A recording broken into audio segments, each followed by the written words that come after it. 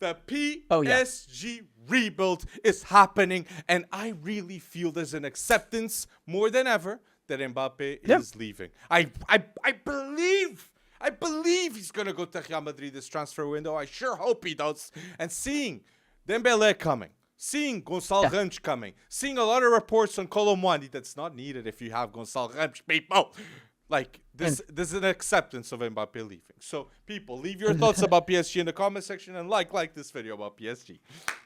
And not only that, there's an acceptance. It's almost as if a new Neymar has shown up, right? Mbappé is not gone yet, but Neymar has shown up. If you look at him, he's playful. He's enjoying preseason. He's trying to force a bromance on Kang and Lee. I mean, there's just so much to like about what's going on in terms of, at least within, PSG's personnel. And what they're building there. But I do love, I have to say it, Neymar as the veteran. Neymar as the guy that is setting the standard that all of these guys have to look up to, whether it's Gonçalo Ramos coming in, whether it's Kang and Lee getting his foothold in Ligue 1, whether it's Vitinha and Ugarte forming a formidable duo in the midfield. Neymar is going to be the guy that is leading by example. Yep. And I think that's better than Neymar worrying about, Mbappé, worrying about Messi, worrying about, this trio, this three-headed monster that was supposed to literally set world football alight. I think there needs to be that little underdog to PSG. I know it's funny to say underdog and PSG in the same sentence, but when it comes to a Champions League perspective, you need to have people with chips on their shoulder. Oh, yeah. And Neymar right now in preseason has looked peak. Maybe not peak Neymar. That's way too big. But I think he looks like he's having fun, and that's what we want to see. We've always said on this podcast, Neymar plays best when he's having fun, and that's what it looks like. And it's with Luis Enrique too. That he's always having fun. And I completely agree with you. I believe there's going to be a different Neymar next season, because now Neymar is not a prince at PSG. He is the king. The king is back, Neymar, at PSG with the departures of Mbappé and Messi. And look, I like it. I like a front trio of Neymar, Gonçalo Ramos, and at the right, Dembélé, and then you have Kang and Lee that can come in, Asensio that can come in. Those are options. That's options, and that's what PSG need. A group and options that know their status at the club. But focusing on Gonçalo Ramos on an 80 million package paid to Benfica is a bargain for the striker market right now, in my point of view. Not a bargain, okay. Gonçalo Ramos for 80 million is the right price because the mobility he has, the finishing he has, the chances created of the way he thinks is elite. So anyone that's hating on Gonçalo Ramos going, they don't know ball, in my point of view. Only Gonçalo Ramos has scored a hat-trick next to Kylian Mbappé in this World Cup, last World Cup. Only Gonçalo Ramos. And he scored more than 15 goals in the Portuguese league without penalties at the age of 21. No player in Benfica's history since the 25 de Abril. It was a very popular date, revolution here in Portugal, independence.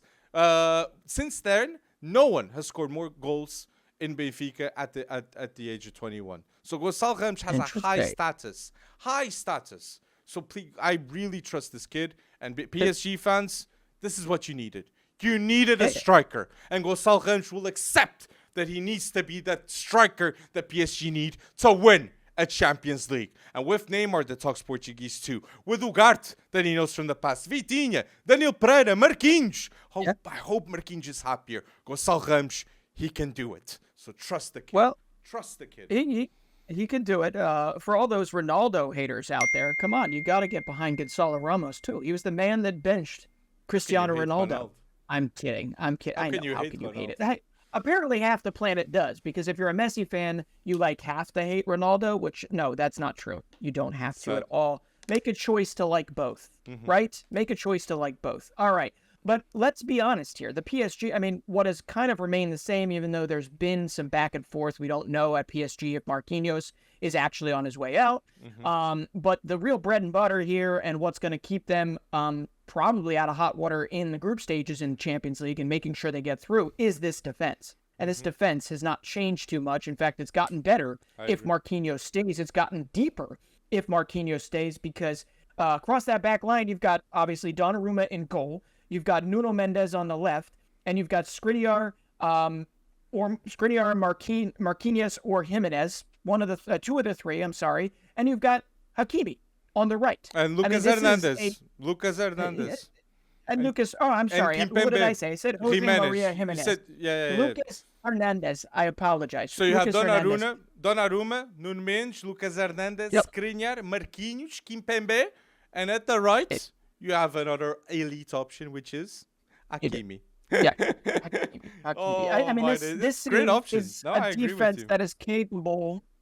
Great offense too, but it's a defense that even while that offense starts to click, right? The Ousmane Dembele on the right, up top you've got Gonçalo Ramos and you've got Neymar. I mean, while that starts to click and gel and get ready for those knockout stages, this defense should see PSG through. No problem whatsoever. And there's another thing and the depth is huge. So that's different from PSG last seasons. You get a midfielder that's just willing to do defensive duties. And no one in PSG in the last few years has been just a defensive unit that you say, that's the guy. Verratti wasn't that player. Maybe Idrissa Gueye in the past. He was that player. But since then, nothing. And at the world-class potential, definitely not. And Ugarte comes to do just that. Ball conduction, defensive ability. That's what he needs to do, Ugarte. So this is the PSG lineup. The PSG lineup with Ugarte, in my point of view, will have Ugarte at the defensive mid, then Zaire Emery and Vitinha. I hope Borola Vitinha make it happen. But Zaire Emery, wonder kid, that's the definition of this kid. Check him out. And then the three in front. Then you have Neymar, Gonçalo Ramos, and at the right you have Ousmane Dembele. But you agree with me with this? Yeah, no, I do.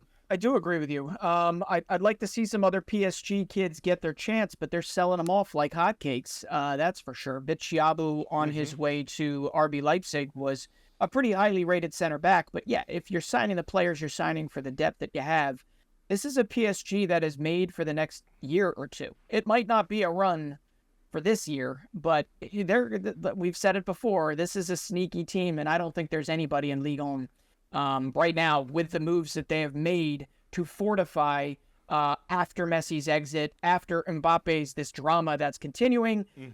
This is encouraging, and I think Luis Enrique is a massive part of that. Although there was some weird planted media drama talking about Luis Enrique and Campos leaving. Did you hear that? Planted completely. The Luis Enrique rumors to leave. That's not going to happen. He's not going to leave because Mbappé. You're telling me that Luis Enrique didn't know that Mbappé is going to Real Madrid? Come on, he's Spanish. He was the Spanish manager. You think he has no idea before he accepts the PSG job? That is dumb rumors. Dumb, false rumors. Completely, and love to see it. And adding to what you're saying, 1-2 seasons this PSG project is, they got Xavi Simons for 6 million. Xavi Simons for 6 million with names like Zaire Emery. Better next season. Ugarte, better next season. Vitinha, better next season. Nuno Mendes, better. That's a good young core. So I'm hyped to see. But leave us your thoughts in the comment section down below about PSG. We want to see your thoughts.